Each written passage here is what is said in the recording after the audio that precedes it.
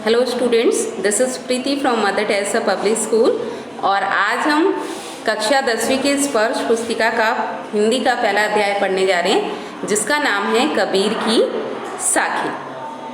तो कबीर की साखी, साखियों को हम दोहे भी बोलते हैं। तो इनको पढ़ने से पहले हम कबीर का परिचय पढ़ लेते हैं।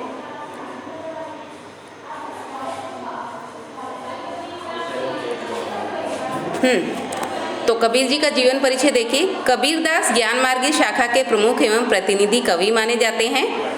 कबीरदास जी का जन्म 1398 में काशी में हुआ। कहा जाता है कि इनका जन्म एक विधवा ब्राह्मणी के गर्भ से हुआ था और वह लोक लाज के डर से इन्हें लहर तारा नामक तालाब के निकट छोड़ आई थी। इन्हीं से कबीरदास जी से ही भक्ति शाखा का उदय माना जाता है। तो इनकी साहित्यिक विशेषताएं देख लेते हैं। कबीर के काव्य का विषय कुरीतियों, सामाजिक एवं धार्मिक बुराइयों का खंडन करना था। उन्होंने समाज में फैले हुए ढोंग, आडंबरों, जाति पाति के भेदभाव पर कड़े प्रहार किए हैं। भाषा शैली देखिए इनकी। कबीरदास जी की भाषा शैली ने सामान्य जन को प्रभावित किया है।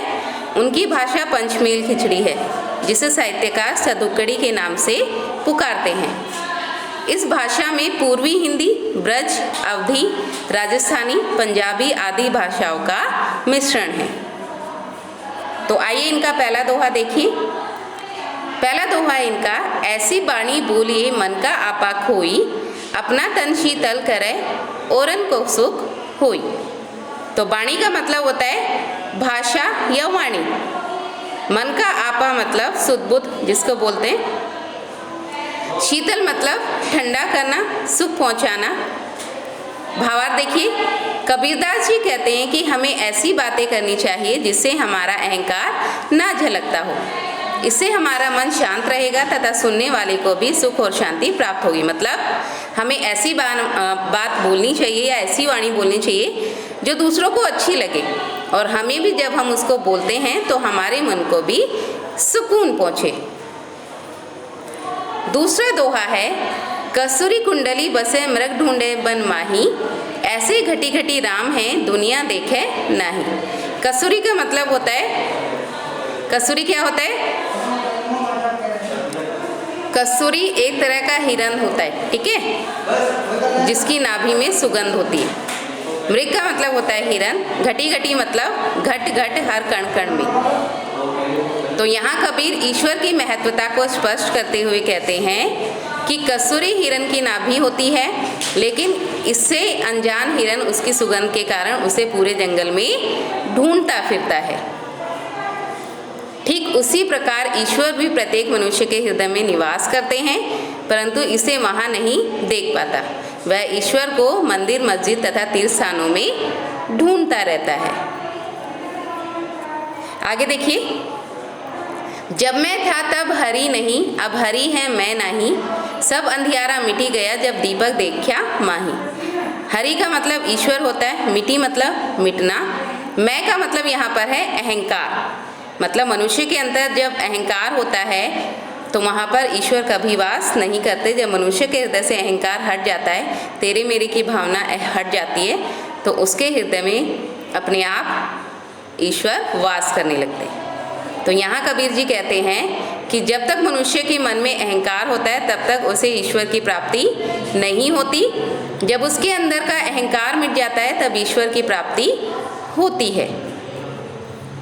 ठीक उसी प्रकार जैसे दीपक के जलने पर उसके प्रकाश से अंधियारा मिट जाता है, यहाँ अहम का प्रयोग अंधकार के लिए तथा दीपक का प्रयोग ईश्वर के लिए किया गया है। आगे देखिए। सुखिया सब संसार है, खाए अरु सोवे, दुखिया दास कबीर है, जागे अरु रोवे। सुखिया मतलब सुख। सारा संसार खाने पीने को, सोने को ही सुख मानता है। कबीर जी दुखी रहते हैं क्योंकि वो सोचते हैं कि जब तक उसको ईश्वर की प्राप्ति नहीं होगी तब तक वह सुखी नहीं रह पाता।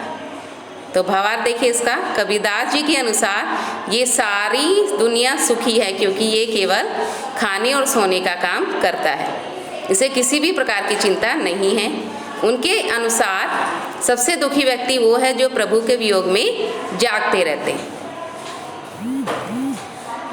उन्हें भी चैन नहीं मिलता, वे प्रभु को पाने की आशा में हमेशा चिंता में रहते हैं। बिरह भुअंगम तन बसे मंत्र न लागे कोई, राम वियोगी ना जीवे जीवे तो बोरा होय। भुअंगम का मतलब होता है सांप, वियोगी का मतलब होता है वियोग में, बोरा मतलब होता है पागल। तो भावार्थ देखिए, जब किसी मनुष्य के शरीर के अंदर अपने प्रिय से बिछड़ने का सांप बसता है तो उस पर कोई मंत्र या दवा काम नहीं करती या असर नहीं होता। उसी प्रकार राम यानी ईश्वर के वियोग में मनुष्य भी जीवित नहीं रहता। अगर जीवित रह भी जाता है तो उसकी स्थिति पागलों की जैसी हो जाती है। निंदक नेड़ा राखी आंगनी कुठी बंधाए, बिन साबन पानी बिना निर्मल करे सुभाए। निंदक का मतलब होता है आपकी निंदा, बुराई करने वाला। नेड़ा मतलब पास में, राखी मतलब रखना, पानी मतलब पानी, साबन का मतलब होता है साबुन, सुभाई का मतलब होता है सुहाना। तो मतलब निंदक करने वाले व्यक्ति को हमेशा अपने पास या आंगन में रखना चाहिए। संत कबीर कहते हैं कि निंदा करने वाले व्यक्ति को सदा अपने पास रखना चाहिए, हो सके तो उसके लिए अपने पास रखने का प्रबंध करना चाहिए ताकि हमें उसके द्वारा अपनी त्रुटियों या कमियों को सुन सके और उसे दूर कर सके। अगला दोहा देखिए, पोथी पढ़ी पढ़ी जग मुआ, पंडित भया न कोई, एके आशिर पीव का पढ़े सो पंडित होय। पोथी मतलब मोटी मोटी किताबें, पंडित का मतलब ज्ञानी, आशिर मतलब होता है अक्सर, पीव मतलब ईश्वर का। तो कबीर जी कहते हैं कि इस संसार में मोटी मोटी पुस्तकें पढ़ पढ़कर कई मनुष्य मर गए, परंतु कोई भी पंडित ना बन पाया। यदि किसी मनुष्य ने ईश्वर भक्ति का एक अक्षर भी पढ़ लिया होता तो वह पंडित बन जाता, यानी ईश्वर ही एकमात्र सत्य है, इसे जानने वाला ही सबसे बड़ा ज्ञानी है। हम घर जालिया आपना लिया मुराड़ा हाथी, अब घर जालिया ताश का जे चले हमारे साथी। जालिया का मतलब होता है जलाना, मुराड़ा का मतलब होता है लकड़ी जिस पर आग लगाते हैं। अब घर जालिया ताश का मतलब दूसरों का, जे चले हमारे साथी, इसका मतलब हमने अज्ञान के घर को जला दिया है और अब हम इस ज्ञान रूपी मशाल से दूसरों के अज्ञान को भी जला देंगे। कबीर जी कहते हैं कि उन्होंने अपने हाथों से अपना घर जला दिया है, यानी उन्होंने मोह माया रूपी घर को जलाकर ज्ञान प्राप्त कर लिया है। अब उनके हाथों में जलती हुई मशाल है, यानी ज्ञान है। अब वो ज्ञान रूपी मशाल लेकर निकल पड़े हैं और जो उनके साथ चलने के लिए तैयार होंगे अब वे उनके भी अज्ञान को जलाकर नष्ट कर देंगे। तो ये थे आपके दोहे। आइए अब पूरी सखियों का सार देख लेते हैं कि इन सारे दोहों में क्या बताया गया है। तो इन साखियों में कबीर ने विभिन्न विषयों पर अपने विचार सुंदर ढंग से प्रस्तुत किए हैं। उनके अनुसार हमें सदा मधुर वचनों का प्रयोग करना चाहिए जिससे दूसरों को भी सुख का अनुभव हो और स्वयं को भी आनंद की अनुभूति हो। उनका मानना है कि ईश्वर हम सबके हृदय में वास करता है, किंतु मनुष्य कस्तूरी के लिए मृग की तरह ईश्वर को इधर उधर ढूंढता फिरता है। ईश्वर को प्राप्त करने के लिए सर्वप्रथम अपने अंदर के अहम को नष्ट करना जरूरी है। मन को पूरी तरह एकाग्रचित करके ही ईश्वर को पाया जा सकता है। सांसारिक लोग विषय वासनाओं में डूबे रहते हैं, वे सिर्फ खाने पीने और सोने में ही सच्चा सुख मानते हैं, किंतु ज्ञानी व्यक्ति इस जीवन की नश्वरता को देखकर दुखी हो जाता है।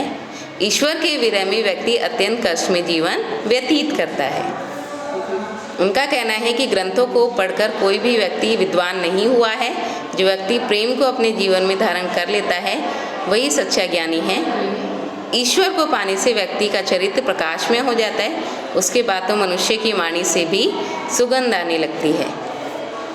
कबीर जी कहते हैं कि मनुष्य को उनकी बुराई करने वाले को अपने आसपास ही रखना चाहिए, क्योंकि निंदा करने वाला व्यक्ति उसके सभी दोषों को बिना पानी साबुन के दूर कर देता है। तो ये थी आज की आपकी कक्षा। होप आप सबको अच्छी लगी तो